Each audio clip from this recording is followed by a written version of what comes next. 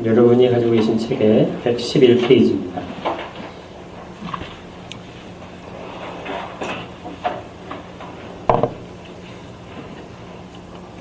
할배글 요즘과 제28주일 75문부터 77문까지의 본문을 제가 질문을 읽고 여러분들과 같이 답을 읽으면서 읽겠습니다. 75문 그리스도께서 십자가 위에서 이루신 단번의 제사와 그의 모든 공효에 당신이 참여함을 성찬에서 어떻게 깨닫고 확신합니까?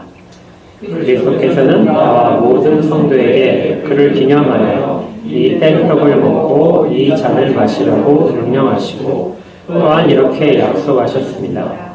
첫째, 주님의 떡이 나를 위해 떼어지고 잔이 나에게 분배되는 것을 내 눈으로 보는 것처럼 확실히 그의 몸은 나를 위해 십자가에서 드려지고 찢기셨으며 그의 피도 나를 위해 쏟으셨습니다. 둘째, 그리스도의 살과 피의 확실한 표로서 주님의 떡과 잔을 내가 목사의 손에서 받아 입으로 맛보는 것처럼 확실히 주님께서는 십자가에 달리신 그의 몸과 흘리신 피로서 나의 영혼을 친히 영생에 이르도록 먹이시고 마시우실 것입니다. 76문 십자가에 달리신 그리스도의 몸을 먹고 그의 흘리신 피를 마신다는 것은 무슨 뜻입니까?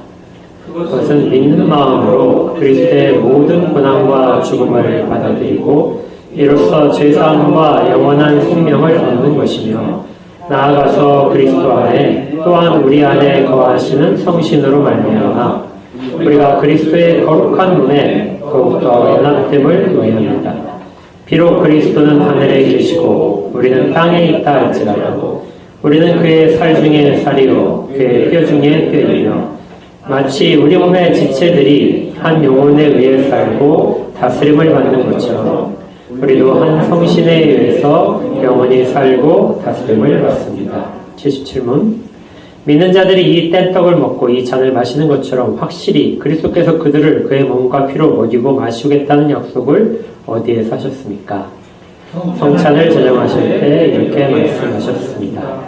주 예수께서 잡히시던 밤에 떡을 가지사 축사하시고 떼어 가라사대 이것은 너희를 위하는 내 몸이니 이것을 행하여 나를 기념하라 하시고 식후에 또한 이와 같이 잔을 가지시고 가라사대 이 잔은 내 피로 세운 새 언약이니 이것을 행하여 마실 때마다 나를 기념하라 하셨으니 너희가 이 떡을 먹고 이 잔을 마실 때마다 주의 죽으심을 오실 때까지 전하는 것이니라.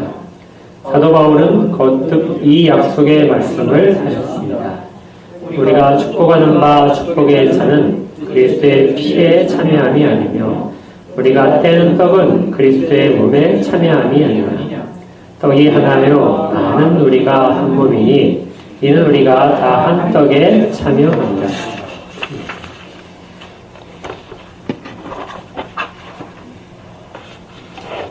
75문부터 77문까지는 이제 성찬에 대한 첫 번째 주일에 해당합니다.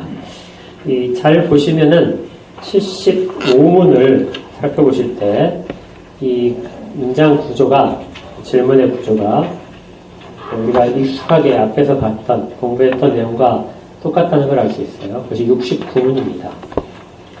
69문을 한번 앞으로 들어가셔서 찾아보시면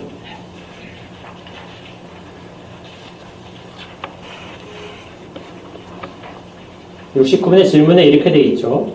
그리스도께서 십자가에서 이루신 단번의 제사가 당신에게 유익이 됨을 거룩한 세계에서 어떻게 깨닫고 확신합니까?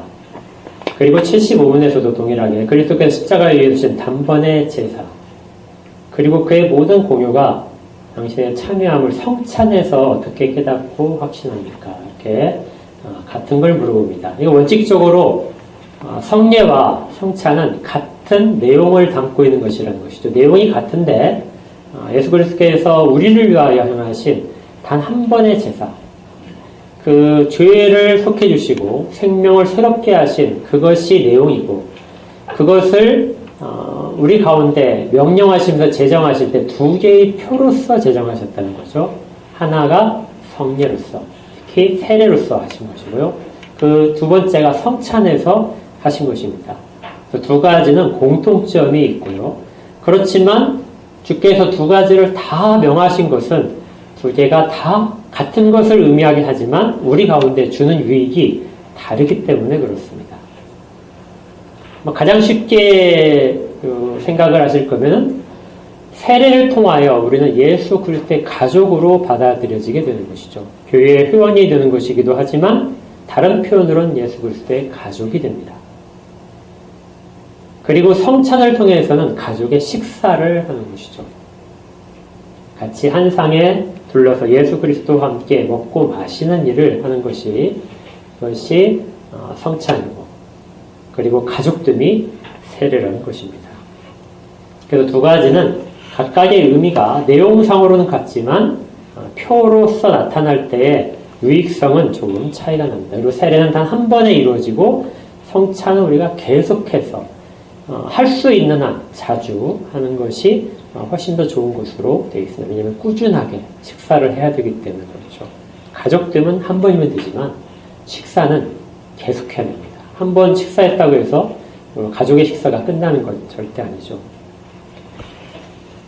75문에서 우리가 두 가지를 살펴볼 수 있는데요. 69문에서도 마찬가지였습니다. 첫 번째는 주께서 이 부분을 성찬을 명하신 명령으로 받아들여야 됩니다. 그러니까 우리가 해도 되고 안 해도 되는 문제가 아니고요. 명령을 하신 부분이기 때문에 순종을 해야 됩니다. 또 단순히 그냥 어떤 형식적인 그것을 지키는 것으로서의 명령을 수행하는 것이 아니고 주신 그 목적에 맞게 그리고 방법에 맞게 수행을 해야 정당한 성례의 집행이 됩니다. 세례도 마찬가지고 성찬도 주께서 명령하셨기 때문에 주의 명령에 그대로 맞춰서 그리고 또 그 의미를 살려서 우리가 수행을 해야 되는 것입니다.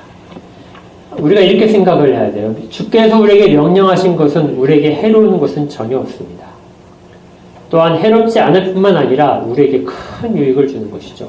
그래서 주께서 명령을 하신 것입니다. 그리고 모든 명령에 대해서 우리가 기꺼이 자발적으로 순종을 할 때 그 모든 유익이 우리의 것이 되는 것이죠.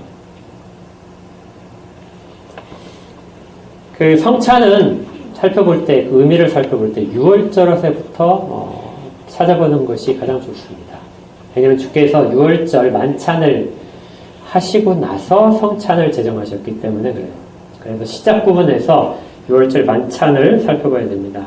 우리 잘 알듯이 6월절은 이스라엘 백성이 애굽으로부터 나올 전날 밤에 그때 하나님 명령하신 대로 어린 양을 잡아서 그 피를 문설주와 이런 지방에 바르게 됐을 때 죽음을 관장하는 천사가 다른 애굽의 모든 장자들을 칠 때 가축까지도 다 칠 때 그 집을 넘어가는 거기에서 비롯된 절기입니다. 그래서 구원을 상징하는 절기가 되죠.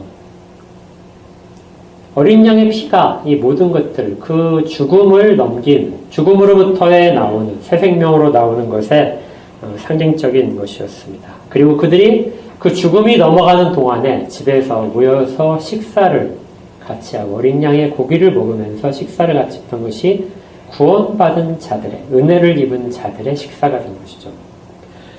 주께서 잡히시기 얼마 전에 이 식사를 제자들과 같이 하셨습니다. 분명히 그 6월절 만찬에는 고기도 있었을 것이고 쓴나물도 있을 것이고 포도주도 있을 것이에요. 그리고 또 빵도 있었습니다.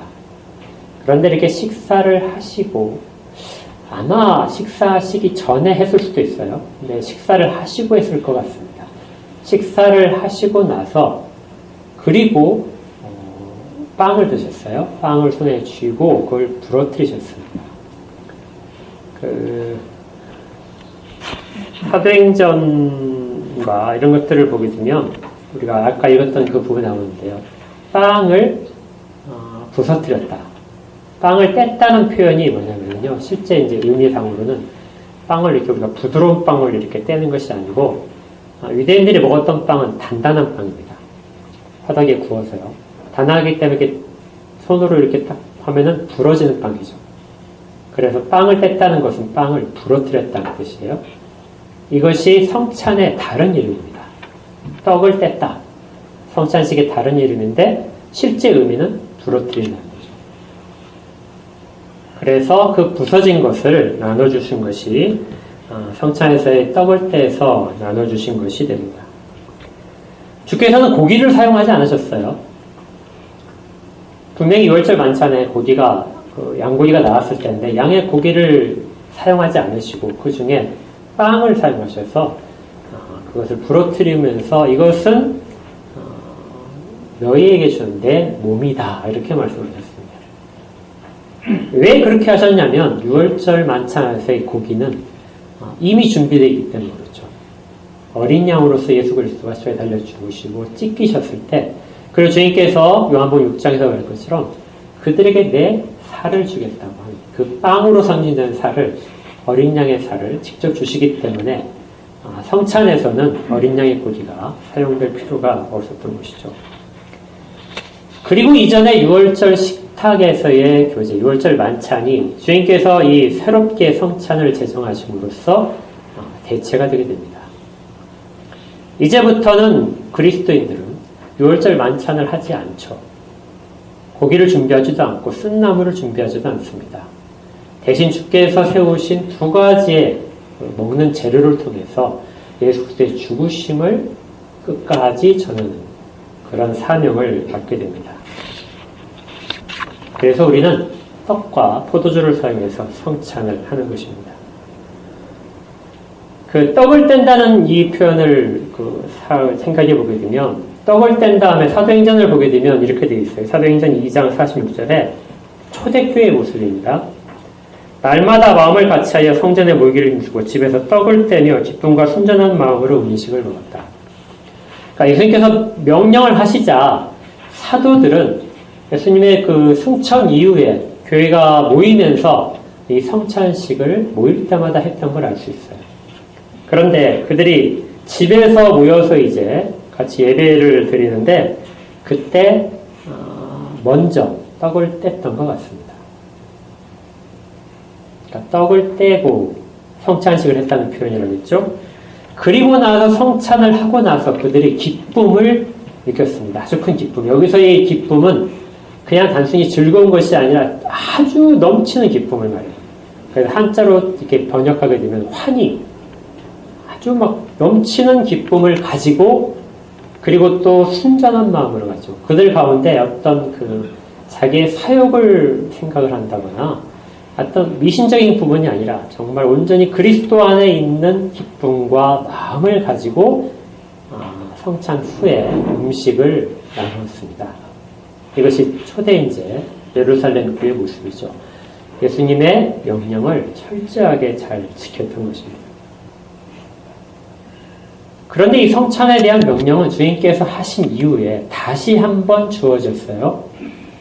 그것이 우리가 아까 읽었던 고린도전서 11장에는 내용입니다. 11장에서 사도 바울께서 내가 너에게 전한 것은 주께 받은 것이니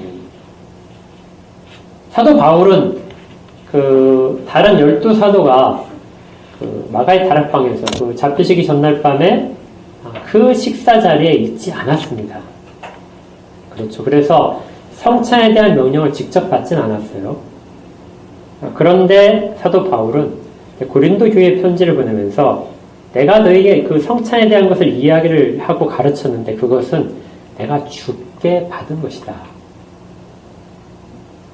이 표현은 다른 사도로부터 자기가 교육을 받은 것이 아니고 내가 주께부터 직접 받았다는 표현입니다. 그러니까 주님께서는 이 성찬이 얼마나 중요한 것인지 직접 제자들에게 마지막 명령으로서 내리신 것이고요. 그리고 또 사도 바울에게도 직접 말씀을 하셨다는 거예요. 그래서 사도 바울은 이전에 우리가 복음서에서 알 수 있는 것보다도 훨씬 더 자세한 내용들을 교회에 전해주었습니다.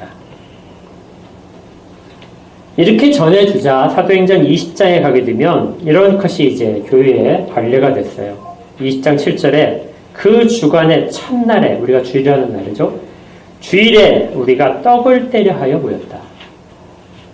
그러니까 주일에 무엇을 하러 모였냐면 성찬을 하러 모였었다는 겁니다. 그러니까 성찬은 이제 교회에서의 정말 중요한 요소가 된 거죠. 예배를 드렸다 이것도 아니고 말씀을 듣기 위해 모였다 이것보다도 사도행전 20장의 표현에서는 떡을 떼기 위해서 모였다. 이렇게 할 정도로 성찬은 교회의 중요한 것입니다. 그래서 성찬은 우리가 보이는 말씀이라고 그러잖아요. 말씀을 직접 듣는 것이 아니라 말씀을 보는 의미로서의 더 강조된 차원으로서 성찬을 집행을 했습니다. 그러니 성찬에 대해서 해도 되고 안 해도 된다. 이런 생각은 우리가 머릿속에서 아예 지워버리는 것이 유익합니다.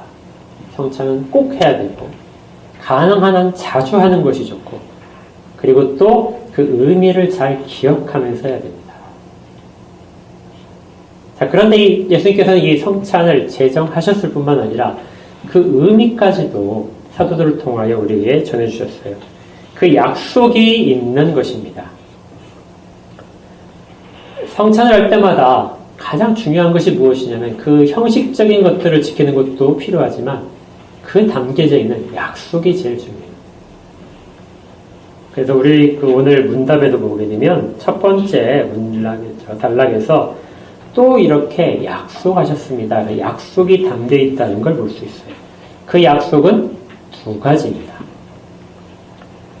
첫 번째가 주님의 떡이 나를 위해 떼어지고 잔이 나에게 분배되는 것을 내 눈으로 보는 것처럼 확실히. 하나의 떡이 쪼개지고 잔이 분배되는 것을 우리 눈으로 다 보는 것이죠. 여기 본다는 게 중요해요. 보는 대로 우리가 눈으로 보는 것처럼 그의 몸이, 그리스도의 몸이 나를 위해서 십자가에 들여지고 찢기셨으며 그의 피도 나를 위해 쏟으셨다는 그것을 약속으로서 받는 겁니다. 근데 여러분들 여기 보실 때 좀 두드러진 표현 하나가 눈에 띄던데요. 어떤 표현이 눈에 띄냐면 나를 위해라는 표현이에요. 성찬에 임하실 때 먼저 생각할 것은 나를 위해서입니다. 성찬은 먼저 개별적으로 그리스도와 나 사이의 관계 속에서 순전히 있어야 될 필요성을 가져요. 성찬은 오로지 나를 위하여 만들어진 것이에요. 여기에 보게 되면 나를 위하여가 몇 번 사용되고 있어요? 3번 사용되고 있죠. 주님의 떡이 나를 위해 떼어진다. 또 그의 몸이 나를 위해서 십자가에서 들여졌다. 그리고 그의 피에도 나를 위해 쏟아졌다. 사실 표현상 그렇지만 나를 위한다는 표현이 사실 하나가 더 들어가 있어요. 거기에 잔이 나에게 분배된다 이렇게 되는데요. 이건 이제 나를 위하여 분배되는 것은 아닌데 표현상 더 정확한 의미로서의 보게 되면 그 잔이 하나의 잔을 말합니다. 하나의 잔이 나와 주님이 그것을 공유한다. 그러니까 나와 함께 그것을 공유한다. 이렇게 되어 있습니다. 그러니까 하나의 빵을 쪼개서 나눠주신 뿐만 아니라 하나의 잔을 주님과 내가 같이 공유해서 마신다 하는 뜻이에요. 그것이 성찬에서의 약속을 다 드러내고 있다는 거죠. 눈에 보이는 것으로서 너와 내가 하나의 영, 하나의 성령이라는 하나의 영으로 묶여있다. 그리고 그걸 통해서 우리가 한 잔을 마신다. 이렇게 해서 말씀을 하시는 거예요. 그걸 눈으로 보게 하는 것. 이것은 약속과 관련되어 있습니다. 또 하나의 그 약속이 두 번째 있는데요. 그리스도의 살과 피의 확실한 표로서 주님의 떡과 잔을 내가 목사의 손에서 받아 입으로 맛보는 것처럼, 이건 이제 보는 게 아니죠. 손과 입입니다. 손과 입을 통해서 그것을 먹게 되는데, 이때 우리가 손과 입을 통해서 받아서 먹을 때 무엇을 약속받냐면요, 주님께서 십자가에 달리신 그의 몸과 흘리신 피로서 나의 영혼을 친히 영생에 이르도록 먹이시고 마시게 하실 것입니다. 그러니까 보는 것을 통하여 그리스도께서 나를 위하여 찢기신 몸, 그리고 나를 위하여 흘리신 피들을 우리가 알 수 있다면 내 손과 내 입은 영원토록 영생에 이를 때까지 나를 계속해서 주의 찢겨진 몸과 흘리신 피를 통해서 먹이실 것이라는 거예요. 그리고 양육하실 것이라는 것을 약속으로 받게 받게 된다는 것이죠. 그래서 성찬은 주께서 명령하시기도 하지만 약속이 있는 것입니다. 그래서 언약의 장이라고 표현을 하기도 하고 내 피로 세운 새 언약이다 이렇게 표현되는 것이죠.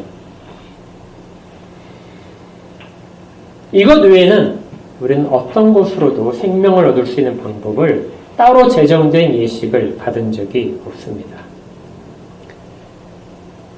여기까지 우리가 살펴보게 되면 성찬은 오로지 나를 위하여 만들어진 것입니다. 주님과 나와를 위해서 만들어진 것이죠. 그런데 여기에만 머무르진 사실 않아요. 여기까지 이해해도 잘 좋은 것인데 76문으로 가시면요. 이제 다른 차원의 이야기가 진행됩니다. 76문에 십자가에 달리신 그리스도의 몸을 먹고 그 흘리신 피를 마신다는 것은 무슨 뜻입니까? 묻고 첫 번째 단락에서 믿는 마음으로 우리가 그리스도의 몸을 먹고 그의 흘리신 피를 마신다는 것은 그것이 실제적으로 그리스도의 피와 몸이 아니라 우리가 믿는 마음으로 참여할 때 그것이 효력이 된다는 것이죠. 그래서 믿는 마음으로 합니다. 이렇게 믿는 마음으로 참여할 때 그리스도의 모든 고난과 죽음을 받아들이고 이로써 죄사함과 영원한 생명을 얻는 것입니다. 그리고 나서 이제 주어가 바뀌게 돼요. 아까는 주어가 아니라 목적어가 바뀌게 됩니다. 대상이 아까는 나를 위하여 하는 성찬에 대한 측면을 살펴봤잖아요. 이제부터는 나아가서 이 다음부터는 이제 세 번째 차원인데요. 그리스도 안에 또한 우리 안에 우리라는 것으로 바뀌게 됩니다. 이건 여러분들이 나를 먼저 생각을 하셔도 큰 지장은 없어요. 그리스도 안에 계시는 성령께서 또한 우리 안에, 내 안에 계시는 성령, 또 우리 안에 계시는, 그 성령은 다른 성령이 아니에요. 우리 안에 계시는 성령으로 말미암아 우리가, 이런 뜻이에요. 우리가 그리스도의 거룩한 몸에 더욱더 연합됨을 의미합니다. 그리스도와 연합되기도 하고 그리스도의 거룩한 몸에 연합되기도 합니다. 그래서 성찬을 통해서 우리가 그 앞에 보고 맛보고 하는 모든 것들을 통해서 우리 가운데 무엇이 일어나냐면 우리가 연합되어 있다는 생각, 이것이 우리 가운데 일어나야 된다는 것이죠. 개인적인 차원을 넘어서 이제 한 걸음 더 나아가서 그리스도 안에서 우리가 연합되어 있다는 것, 이것이 그의 찢기신 몸을 먹고 흘리신 피를 마시는 행위를 통하여 나타나게 됩니다. 그런데 여기서 정말 그 하이델베르크 론답이 제가 볼 땐 굉장히 탁월한 해석을 한 가지를 해줘요. 비록 그리스도는 하늘에 계시고 우리는 땅에 있다 할지라도 우리는 그의 살 중에 살이요 그의 뼈 중에 뼈다. 그 성례에 대해서 이 연합이라는 차원에서 할 때 아까 제가 그 가족이라는 이야기를 처음에 시작했었잖아요. 성찬은 세례가 가족됨이라면 성찬은 가족의 식사다 이렇게 말씀을 드렸는데 이 가족의 식사라는 차원에서 제일 잘 설명한 것이 벨직 신앙 고백서에 있어요. 벨직 신앙 고백서에서는 성찬을 처음에 시작할 때 그리스도께서 우리의 가장이 되신다. 우리의 모든 자들을 그리스도의 가족으로 받아들이시기 때문에 가장이 된다. 그리고 그 가장은 단순히 사람들을 자기 가운데로 가족으로 받아들일 뿐만이 아니라 받아들이면서 책임을 느끼신다는 거죠. 양육해야 될 의무가 발생하게 됩니다. 그래서 그것을 우리 가운데 먹이시고 양육하시는 방편으로서 성찬을 제정하셨다. 이렇게 돼요. 그러니까 가족 식사로서의 성찬을 보는 것이죠. 그런데 하이델베르크 론답은 좀 다릅니다. 하이델베르크 론답은 인용하는 걸 어떻게 하냐면 우리가 읽었던 구절이 그의 살 중에 살이요 그의 뼈 중에 뼈다. 이거 어디에 있는 성경 구절이죠? 창세기에 있죠. 창세기에서 아담이 그 여자를 보고 했던 이야기입니다. 그러니까 이 성찬을 어떻게 하이델베르크 론답에서 적용을 하고 있냐면요.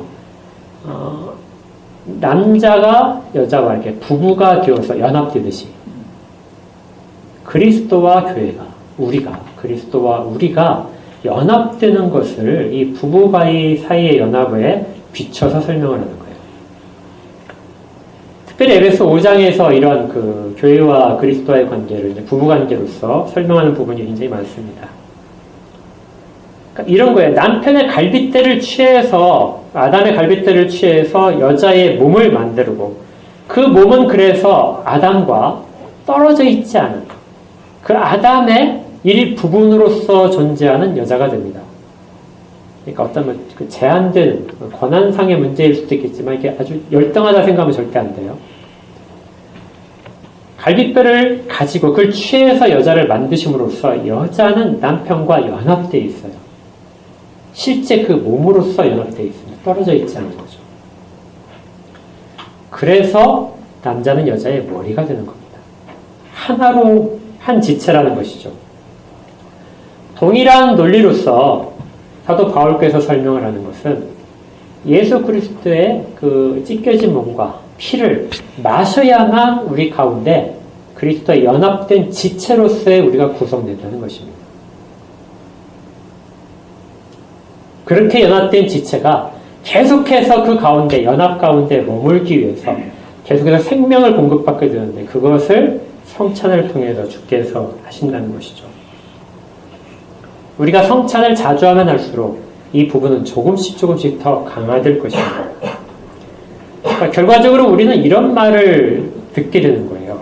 그 성찬을 할 때마다 마치 예수 그리스도께서 우리 가운데 너는 내 뼈 중에 뼈요, 살 중에 살이다. 주께서 자기를 주시면서 받아 먹으라 하실 때 그 속에 이 개념이 들어있다는 것입니다. 그래서 이 음성을 우리 가운데 계속해서 들으면서 성찬에 참여하게 됩니다. 그리고 정말 그것이 믿음 가운데서 이루어진다면 아주 막대한 그 공효가 우리 가운데서 늘 성찬을 통해서 올 것입니다. 이 그리스도와의 연합이라는 차원은 이제 우리 성찬에 참여하는 그 주의 그 몸과 피를 같이 나누는 사람들뿐만이 아닙니다. 여기는 또 다른 유익이 있는데요. 이것을 그 교회의 표지로서 삼은 것은 참된 교회가 이것을 보여줄 때 사람들이 그걸 통해서 과연 예수 그리스도의 죽으심이 무엇인지 그리고 그 가운데 연합되어 있다는 성도들이 누구인지를 배우게 됩니다. 이건 매우 중요해요. 교회 안에서도 아직 이 성찬을 연령 때문에 아니 신앙 고백을 아직 못했기 때문에 받지 못하는 사람들이 있을 수 있죠. 성찬 우리가 세례를 입교한 교인 이상만 시행하도록 되어 있기 때문에 그렇다면 그 사람들은 전혀 영적인 유익을 받지 못하느냐? 그렇지 않습니다. 그것을 바라보는 것만으로도 다른 그 입교인들이 그 성찬에 참여하는 것을 같이 옆에서 참관을 하는 것만으로도 그들에게는 큰 유익이 있다는 거예요. 왜냐하면 아까 말씀드렸듯이 보이는 말씀이기 때문에요. 어떤 말씀보다도 자기는 아직 손으로 만지지도 못하고 입으로도 보지 못하고 그러지만 보는 것은 알 수 있어요. 보는 것을 통하여 어떤 다른 설교보다 어떤 말씀의 강설보다도 훨씬 더 강렬한 체험을 가질 수 있다는 것입니다. 그래서 장차 자기가 이 예식 가운데 참여하겠다는 소망을 가지게 하는 것이죠. 그리고 이것은 주님이 오실 때까지 계속해서 하게 됩니다. 우리는 쉬지 않고 이 일들을 하게 되겠죠. 말씀을 잠깐 더 보게 되면요. 우리 아까 고린도전서 11장 23절 말씀인데 너희가 이 떡을 먹고 이 잔을 마실 때마다 주의 죽으심을 오실 때까지 전하는 것입니다. 이 전한다는 것은 그 부분을 우리가 다른 사람들에게 계속 보여주는 요소로서의 작용입니다. 아까 교회 안에 있는 사람뿐만이 아니라 교회 밖에 있는 사람들도 우리가 과연 무엇을 하는지 초대교회 때 사람들이 이것을 행하는 걸 보면서 오해를 했지만 나중에 이것이 정말 중요한 복음의 핵심을 담고 있다는 것을 보게 되는 것이죠. 그리고 이를 통해서 우리는 성찬을 할 때마다 마지막의 구절이 중요한데요. 떡이 하나요 많은 우리가 한 몸이다. 성찬을 행하면서 우리 교회는 한 몸이라는 걸 늘 생각을 해야 됩니다. 한 몸이기 때문에 하나의 떡에 참여하고 또 하나의 잔을 나누어서 마시게 되는 것이죠. 그리고 이때 그리스도는 그 잔을 우리와 같이 마시고 계십니다. 성찬에 참여하는 자세는 다음 주에 보겠지만요. 약간의 이제 좀 그 시간이 지나면서 강조점이 좀 달라진 부분이 있어요. 종교개혁 초창기에 가장 중요했던 것은 베이직 신앙고백서처럼 하나라는 핵심이에요. 하나다. 그리고 조금 더 시간이 지나면서는 믿음. 이 하나를 묶어주는 것이 무엇이냐. 하는 성령께서 이것을 하신다는 것을 어떻게 하느냐. 믿음으로. 다 동일한 믿음을 가졌을 때 이것이 이루어진다. 우리가 다 이런 하나됨을 성찬을 할 때마다 발견을 했으면 좋겠습니다. 그리고 한 주간 동안에 우리가 해야 될 것이 시간이 좀 지나면서 웨스트민스터 소요리 문답이나 신앙고백서 쪽에 가게 되면 한 주간 동안 성찬을 받기 전에 준비하는 과정 속에서 제일 강조되는 것은 죄에 대한 회개였어요. 내가 과연 이것을 받을 만큼 거룩한 자이잖아요. 죄에 대한 회개가 있었는데 종교의 초창기에는 죄에 대한 회개가 별로 그렇게 많지 않습니다. 그때는 믿음이 정말 강조됐어요. 내가 이걸 믿음으로 참여하느냐, 내가 과연 무엇을 믿고 이것에 참여하느냐, 이것이 더 강조됐던 것이죠. 우리는 이 두 가지를 다 했으면 좋겠습니다. 한 주간에 자기를 돌아보시고 아까 교회가 하나됨이잖아요. 교회가 하나됨이고 그런 부분에 있어서 내가 과연 하나됨 속에 있을 자격이 있는지, 하나됨으로서의 성찬에 참여할 수 있는 자격이 있는지, 이것이 우리를 돌아보는 것이 되어야 되고요. 또 하나는 정말 개인적으로 믿음이 내 가운데 정말 있는지, 성찬이 무엇인지를 알고 그 의미에 담겨있는 그 표의 내용들을 정말로 믿고 있는지, 이것을 확인하는 한 주가 되었으면 좋겠습니다. 그러면 주께서 명령하시고 약속하신 것처럼 우리 가운데는 정말 생명의 유익, 우리의 생명이 점점점 강화되는 그러한 유익을 모두가 다 누리실 수 있을 것입니다. 이렇게 준비한 한 주가 되기를 주의 이름으로 축복합니다. 기도하겠습니다.